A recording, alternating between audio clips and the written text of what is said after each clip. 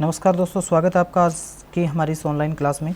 और आज इस क्लास में हम बहुत ही महत्वपूर्ण क्वेश्चंस आंसर का एक टेस्ट लगाने वाले हैं, जिसमें हिंदी के बहुत सारे टॉपिक जिसमें शामिल होंगे। तो आज का जो टेस्ट है वो शुरू करते हैं बिना टाइम ख़राब किए। और ये जो है बहुत सारी परीक्षाओं के लिए काफ़ी उपयोगी होने वाला टेस्ट है। तो चलिए, पहला प्रश्न आज का, धनुष टंकार में संधि कौन सी है। देखिए, धनुष टंकार, ये यहाँ पर ये इसका विसर्ग है, थोड़ा सा मिस्टेक है, तो ये आप यहाँ से इसको मिस्टेक मान लेना, ठीक है। तो ये हो गया, धनुष टंकार में कौन सी संधि है। आपके सामने ऑप्शन है, धनुष टंकार में कौन सी है। तो विसर्ग संधि, व्यंजन संधि, दीर्घ संधि या फिर यण संधि। तो आपको इसमें से बताना है। आप एक काम कर लीजिए, पहले अपने पास एक कॉपी जो है वो लिख लीजिए, कॉपी रख लीजिए, कॉपी पेन, जिससे कि आपने कितना स्कोर किया वो आपको पता चल सके। और साथ ही इसमें दो चीज़ें हम करने वाले हैं। एक तो ये क्वेश्चन आंसर करेंगे, इसके साथ ही ये जो टॉपिक हैं हमारे, ये टॉपिक जिस टॉपिक के ऊपर हम बात करेंगे, 3-4 टॉपिक के ऊपर बात करेंगे, वो सारे के सारे टॉपिक जो हैं वो आपके साथ के साथ क्लियर होते जाएंगे। तो ये जो पहला प्रश्न है, इसमें आपने करना क्या है, आपने जैसे कर लिया कि क्वेश्चन नंबर 1 है, इसका आंसर आपके मन में क्या, आपके हिसाब से क्या होना चाहिए, ठीक है। और आपने जिसमें क्वेश्चन नंबर 1 लगा के आपने जैसे इसका लिख लिया विसर्ग संधि, ठीक है। तो ऐसा लिख लिया, तो इसके बाद में जो आंसर आएगा वो आंसर आपका सही है या नहीं है, ये चीज़ आप जो है, अगर आपका सही होता है आंसर बताते हैं तब तो आप सही का, और गलत होता है तो फिर आप गलत का आंसर जो है इसको मार्क कर लेना। और लास्ट में आप काउंट कर पाएंगे कि आपके कितने क्वेश्चन इसमें सही हुए हैं। चलिए, तो धनुष टंकार इसमें कौन सी है। तो इसका जो है सबसे पहले आपको पता होना चाहिए संधि विच्छेद क्या है। संधि के अंदर आपको जो है संधि विच्छेद पता होना चाहिए, तभी आप जो है वो कर सकते हैं। धनुहु प्लस में टंकार, तो इसका संधि विच्छेद क्या होगा, धनुहु जमा टंकार। ये जो विसर्ग है ये क्या है, किसमें, ये स में कन्वर्ट हो जाएंगे, और ये ट आने के कारण जो स है वो किसमें, इस स में बदल जाएगा। तो इस प्रकार से यहाँ कौन सी संधि होगी, क्योंकि जमा के निशान से पहले यहाँ क्या आ रहा है, यहाँ विसर्ग आ रहे हैं, और जमा के निशान से पहले अगर विसर्ग आ रहे हैं तो क्या होगा, कौन सी संधि होगी, विसर्ग। तो आपका राइट आंसर क्या है, विसर्ग संधि। आपका राइट आंसर क्या रहेगा, विसर्ग संधि। चलिए अगले क्वेश्चन की ओर बढ़ते हैं। अगला क्वेश्चन है, परस्पर में कौन सी संधि है। परस्पर में कौन सी संधि है, परस्पर में कौन सी संधि है, ये आपने बताना है। तो इसमें आपके सामने ऑप्शन है, वृद्धि संधि, व्यंजन संधि, विसर्ग संधि या गुण संधि। तो देखिए, परस्पर में बताने के लिए आपको क्या करना होगा, सबसे पहले आपको इसका संधि विच्छेद पता होना चाहिए। संधि विच्छेद कैसे पता होगा, आप जितना अभ्यास करेंगे उसी तरीके से होगा। तो ये है परह जमा पर, परह पर। तो ये जो है ना, इसमें आप यहाँ देख पा रहे हैं कि परह पर में क्या है, यहाँ पर आपको जो है विसर्ग दिखाई दे रहे हैं, और विसर्ग जहाँ पर हो वहाँ पर कौन सी संधि होती है, वहाँ पर आपकी विसर्ग संधि होती है। आपका राइट आंसर क्या होगा, आपका राइट आंसर होगा विसर्ग संधि। तो आपका सही आंसर, आपके 2 क्वेश्चन हो गए, दोनों क्वेश्चन के आपने सही किए गलत किए वो आपको पता है, आपको पता चल गया होगा, ठीक है। तो इस हिसाब से आपने क्या करना है, इनके राइट आंसर करने हैं, ठीक है। 2 के आपके हो गए। चलिए क्वेश्चन नंबर 3 की ओर बढ़ते हैं। अगला क्वेश्चन हमारा, गिरीश में कौन सी संधि है। ये आपके सामने ऑप्शन है, गिरीश में कौन सी संधि है। गिरीश, तो आपने क्या करना है, अपने शब्द को देखना है, गिरीश में कौन सी संधि है, गुण संधि, दीर्घ संधि, वृद्धि संधि या यण संधि। तो देखिए, इन चीज़ों को 2 तरीके से कर सकते हैं। तो देखिए क्या होता है, इसमें क्या करेंगे, गिरी जमा ईश।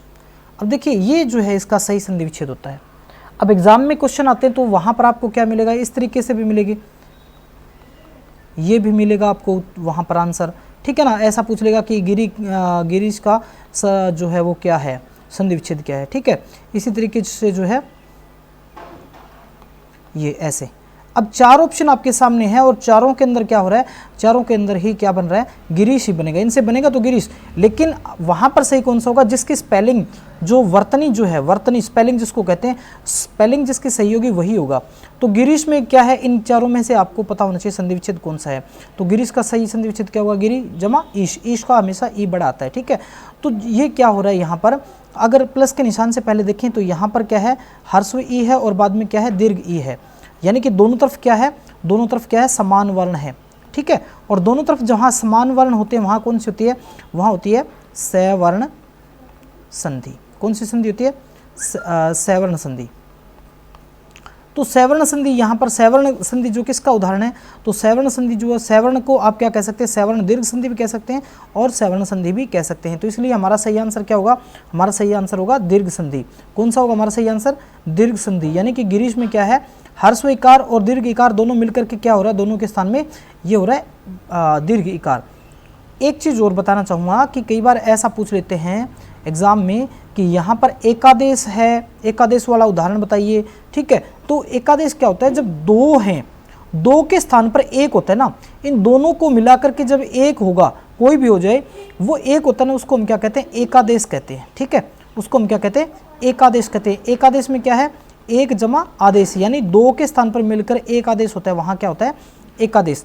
तो यहाँ पर जो है ना, अगर ये आपके सामने उदाहरण है कि इस संधि में क्या हुआ है या कौन सी संधि का, तो एकादेश आप कह सकते हैं कि दो के स्थान पर एक हुआ है, यानी दो कौन सा, कि यहाँ पर छोटी ई थी और इसके बाद में दीर्घ ई आ गई, ठीक है। ह्रस्व इकार और दीर्घ इकार दोनों मिलकर के दोनों के स्थान में क्या हो रहा है, जो बन रहा है वो क्या है, एक ही बन रहा है। तो जब एक बन रहा है तो वो क्या होगा, एकादेश होगा।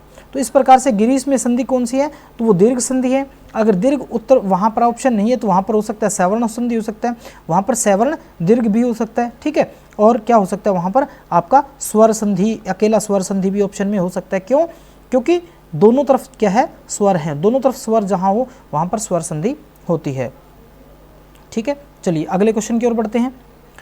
भानुदय में कौन सी संधि है, भानुदय में कौन सी संधि है, भानु जमा उदय, ये होगा इसका संधि विच्छेद। क्योंकि जब तक आपको संधि विच्छेद पता नहीं होगा तब तक जो है आप संधि का प्रकार नहीं बता सकते।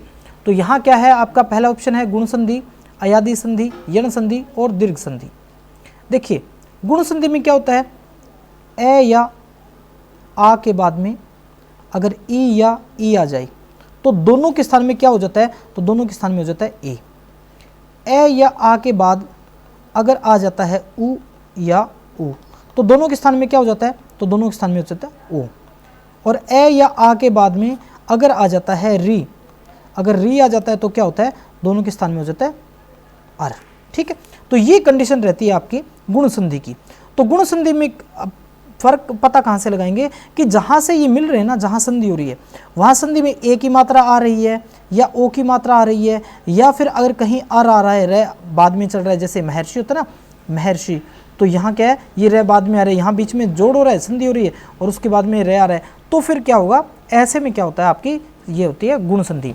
तो यहाँ ऐसा तो कुछ हो नहीं रहा, ठीक है। अयादि संधि में क्या होता है, अयादि संधि में क्या होता है, अय होता है या आय होता है या अव होता है या आव होता है। किसके स्थान पर, ए को अय, ऐ को आय, ओ को होता है अव और औ जो होता है उसको क्या होता है, आव होता है, ये होते हैं। तो ये यहाँ पर आव आदि ये भी नहीं है तो अयादि भी नहीं होगा, गुण भी नहीं होगा। यण संधि में क्या होता है, ए के बाद में अगर कोई भिन्न स्वर आ जाए, ए के बाद में अगर कोई भिन्न स्वर आ जाता है तो क्या होता है, ई बदल जाती है ये में। अगर ऊ या ऊ के बाद में यहाँ ये दीर्घ ईकार भी हो सकता है, अगर इनके बाद में कोई भिन्न स्वर आ जाए तो क्या होता है, तो फिर ये ऊ जो है वो किस में बदल जाता है, वह में, ठीक है। इसी तरीके से री के बाद में आ जाता है भिन्न स्वर तो री किस में बदल जाता है, ये बदल जाता है हर्ष हलंत र में, ठीक है। तो ऐसा भी यहाँ नहीं हो रहा। दीर्घ में क्या होता है, दीर्घ में होता है दोनों तरफ जो है वो समान वर्ण होते हैं और मिलकर के बड़े यानी दीर्घ रूप बना देते हैं। तो यहाँ पर क्या है, भानु, भानु में क्या है, दीर्घ उकार और उदय का हर्ष उकार, ये दोनों मिलकर के क्या करेंगे, यहाँ कर देंगे दीर्घ उकार, ठीक है। यानी दीर्घ हो रहे तो संधि कौन सी होगी, दीर्घ संधि होगी। तो भानुदय में कौन सी संधि है, भानुदय शब्द में कौन सी संधि है, दीर्घ संधि है। चलिए आगे बढ़ते हैं। अगला क्वेश्चन हमारा कौन सा है, अगला क्वेश्चन है किस कर्म में कर्मधारय समास का उदाहरण नहीं है। तो देखिए यहाँ पर बात आई है कर्मधारय समास की। तो कर्मधारय समास कौन सा होता है, तो देखिए एक बार समास को जो है हम यहाँ से एक बार समास देख लेते हैं। समास को अगर देखें तो भेद अगर पूछे, समास के भेद पूछे तो हमारे हिंदी में बात करें तो 6 होते हैं। अगर आप यही आपसे क्वेश्चन पूछे संस्कृत में तो आप कितने करेंगे, तो आप करेंगे 5 भेद, क्योंकि संस्कृत में कहा गया है समास पंचधा और हिंदी में कितने आपके 6 समास हैं। तो सबसे पहला समास कहलाता है अव्ययी भाव। अव्ययी भाव समास में क्या होता है, जिसमें प्रथम पद जो होता है, पहला पद या कह सकते हैं आप पूर्व पद, ये प्रथम या पहला पद क्या होता है, ये अव्यय होता है। अब अव्यय क्या होता है, अव्यय की पहचान कैसे करेंगे, तो देखो भाई क्या होता है, जब भी आपने इस तरह का ये पता करना हो तो आपने क्या करना है, उस शब्द को यानी कि अगर आप उसका विग्रह कर लेते हैं तो अच्छी बात, अगर विग्रह नहीं करते तो उसमें जो पहला पद आता है ना, जो शब्द बनता है आपका समस्त पद बनता है, समास बनता है, उसमें पहला पद है उसको आप बहुवचन करके देखिए। बहुवचन अगर हो रहा है ना, इसका मतलब क्या है कि वो अव्यय नहीं है। ठीक है। अगर बहुवचन होगा तो क्या होगा, अब अगर बहुवचन नहीं हो रहा ना तो आप निश्चित रूप से मानिए कि वो अव्यय है, ठीक है। यानी कि ऐसे जिनका लिंग वचन, जिन शब्दों का लिंग वचन आदि नहीं बदला जा सकता, लिंग या वचन जिनका नहीं बदला जा सकता, वो क्या होते हैं, वो अव्यय होते हैं। और अव्यय बहु समास में पहला पद क्या होता है, वो अव्यय होता है, ठीक है। तो यहाँ पर आपने देखना है, पहला तो ये हमने अव्यय भाव कर लिया। दूसरा होता है तत्पुरुष समास। तत्पुरुष समास में क्या होते हैं, यहाँ जो कारक चिन्ह होते हैं ना, कारक चिन्ह जो होते हैं हमारे, वो आते हैं, जैसे कर्ता ने, कर्म को, ठीक है। ऐसे कहाँ आते हैं, ये विग्रह के अंदर आते हैं। जब विग्रह करते हैं ना, जैसे यहाँ पर विग्रह आप करेंगे तो उसमें ये चिन्ह मिलेंगे, कर्ता ने, कर्म को, कर्ण से, के द्वारा, ठीक है। ये जो होते हैं ना, ये आपको मिलते हैं, वहाँ पर क्या होता है, तत्पुरुष समास होता है, ठीक है। और उसके बाद में अगर बात करें तो द्वंद्व समास होता है। द्वंद्व समास में क्या होता है, दोनों पद बराबर होते हैं, दोनों समान होते हैं, ठीक है, दोनों की बराबर वैल्यू होती है, जैसे माता पिता, भाई बहन, राम लक्ष्मण, ऐसे होते हैं, ठीक है। और एक होता है द्विगु समास। द्विगु समास में क्या होता है, कोई एक पद, दोनों में से एक पद जो है वो क्या होता है, संख्यावाची होता है। क्या होता है, संख्यावाची होता है। संख्यावाची का अर्थ है वो किसी संख्या को बताने वाला हो। लेकिन यहाँ पर एक बात और देखने वाली है कि वो जो संख्यावाची शब्द है या जो समस्त पद बनता है, जो समास बनता है, वो किसी की विशेषता बताने वाला ना हो। जैसे एक शब्द क्या है, एक संख्यावाची है, और यहाँ पर हमने कर दिया एक दंत, तो इस समस्त पद में क्या है, एक एक संख्यावाची शब्द है। लेकिन ये जो पूरा समास बना है ना, ये एक दंत जो है वो किसके लिए है, वो गणेश जी के लिए है। किसके लिए है, गणेश जी के लिए है। इसलिए क्या होगा, ये द्विगु समास नहीं होगा। तो इस बात का ध्यान रखना है, संख्यावाची पद होना चाहिए, लेकिन एक बात का ध्यान ये रखना है कि वो शब्द जो है किसी की विशेषता बताने वाला नहीं होना चाहिए। अगर विशेषता बताने वाला होगा तो फिर वो जो है द्विगु नहीं बल्कि क्या होगा, वो आपका बहुव्रीहि समास होगा, ठीक है। ये आपके हो गए। इसके बाद में अगर हम देखें, अगला देखें तो अगला होता है आपका कर्मधारय समास। कर्मधारय समास में क्या होता है, कर्मधारय समास में जो दोनों पद होते हैं ना, वो उपमान उपमेय होते हैं, या तो, ठीक है, या क्या होते हैं, विशेष्य विशेषण, विशेष्य या विशेषण, विशेष्य और विशेषण। यानी एक पद जो है वो जो उसकी विशेषता बताएगा, और दूसरा पद क्या है, विशेषता बताने वाला होता है। एक पद जिसकी विशेषता बताई जाती है। उपमान उपमेय क्या होता है, एक पद जिसके तुलना की जाती है और दूसरे पद के साथ तुलना की जाती है, यानी दोनों पदों की आपस में तुलना की जाती है, या दोनों पदों में एक विशेषता बताने वाला हो और एक जिसकी विशेषता बताई जाती हो, ऐसा होता है। अगर ये होते हैं ना, और जिसमें आप विग्रह करेंगे तो रूपी, समान, है ना, के समान, ऐसे अगर विग्रह में आता है तो वो निश्चित रूप से क्या होगा, आपका कर्मधारय समास होता है। और बहुव्रीहि समास में क्या होता है, बहुव्रीहि समास में क्या होता है कि उसमें ना तो प्रथम पद प्रधान होता और ना ही द्वितीय यानी उत्तर पद प्रधान होता है या बाद वाला पद प्रधान होता है, दोनों नहीं होते, बल्कि क्या होता है, इसमें कोई अन्य पद प्रधान होता है।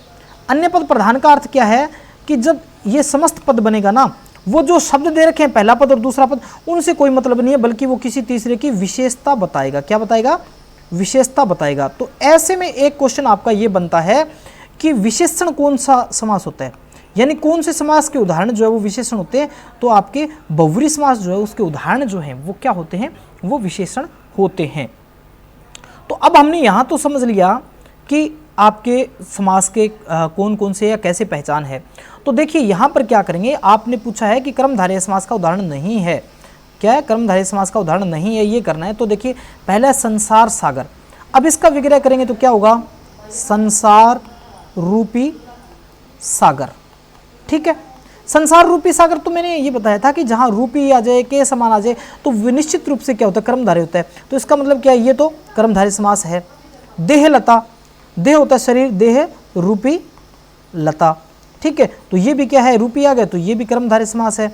जग बीती, जग बीती यानी जग पर, जग यानी संसार, और जग पर बीती, संसार पर बीती। और भला मानस, भला है जो मानस, तो देखिए इसमें क्या है, भला मानस, तो यहाँ जो है ना, मानस की मानस शब्द क्या है, यहाँ विशेष्य है, और विशेषण क्या है, भला, तो ये विशेषण विशेष्य हो गए, ठीक है। तो यहाँ पर जो जग बीती शब्द है, इसमें क्या है, पर क्या है, ये कारक का एक चिन्ह है। कौन से कारक का, जो आपका अपादान कारक होता है ना, अपादान कारक, अपादान में पे पर, वो है, तो ये इसमें है, इसलिए ये क्या है, ये तो आपका, ये आपका तत्पुरुष समास है, ठीक है। बाकी तीनों क्या है, बाकी तीनों जो आपका संसार सागर, देह लता, भला मानस, ये क्या है आपके कर्मधारय हैं। तो आपसे पूछा क्या है, आपसे पूछा ये है कि निम्न में से कौन सा जो है कर्मधारय का उदाहरण नहीं है, तो कौन सा नहीं है, तो आपका जो है सी आंसर, जगबीती जो है वो आपका कर्मधारय का उदाहरण नहीं है।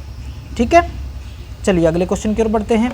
अगला क्वेश्चन आपका है धड़ाधड़ में कौन सा समास है, धड़ाधड़ में कौन सा समास है। तो देखिए क्या होता है धड़ाधड़, अब दो शब्द है, एक पहला क्या है धड़ा और दूसरा धड़। तो एक बात का ध्यान रखना कि जहां भी दोनों पद जो है ना रिपीट हो जाते हैं, एक जैसे होते हैं और मात्रा का, केवल मात्रा का फर्क होता है, पहले या दूसरे में कोई भी एक मात्रा का फर्क हो जाए, बाकी दोनों शब्द क्या होते हैं समान होते हैं, तो वहाँ हमेशा ही क्या होता है, वहाँ अव्यय भाव होता है, क्योंकि ये शब्द जो है वो अव्यय भाव, अव्यय शब्द बन जाता है। दूसरी बात, अव्यय भाव समास की पहचान क्या है कि जो भी समस्त पद है, जैसे धड़ाधड़ है, तो आप उसका बहुवचन करके देखिए, आप उसको बहुवचन करके देखिए, अगर बहुवचन नहीं हो रहा इसका मतलब क्या है, वो अव्यय भाव होगा। अगर बहुवचन हो रहा है तो इसका मतलब क्या है, वो अव्यय नहीं है। ठीक है, और समस्त पद जो बनता है वो अव्यय बनता है। अव्यय भाव में समस्त पद भी अव्यय बनता है और जो है पूर्व पद भी इसका क्या होता है, अव्यय होता है। तो आपका सही आंसर क्या रहेगा, आपका सही आंसर रहेगा अव्यय भाव। धड़ाधड़ में कौन सा समास है, तो धड़ाधड़ में अव्यय भाव है। चलिए अगले प्रश्न की ओर बढ़ते हैं। अगला है चरण कमल समास पद के लिए समास विग्रह का सही क्रमांक क्या होगा। यानी चरण कमल जो है ना, इसके हमने क्या करना है, विग्रह करना है।